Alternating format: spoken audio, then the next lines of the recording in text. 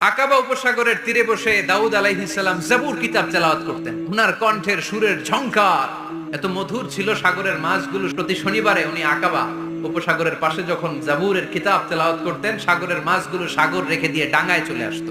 এজন্য আল্লাহ বললেন, খবরদার, শনিবার এলাকাতে মাছ শিকার করা আমি হারাম ঘোষণা করলাম। এবার দাউদ আলাইহিস সালামের কওমের লোকেরা কৌশল করা আরম্ভ করে দিল। তারা বলল, আল্লাহ বলছে শনিবারে মাছ ধরা হারাম, খবরদার আমরা মাছ ধরবো না, তবে শনিবার আমরা বেড়া দিয়ে রাখবো। তো মাছগুলো যখন তেলাওয়াত করতে আসতো, এরা জাল দিয়ে বেরি দিয়ে রাখতো চারদিকে, শনিবারে ধরতো না, কারণ হারাম।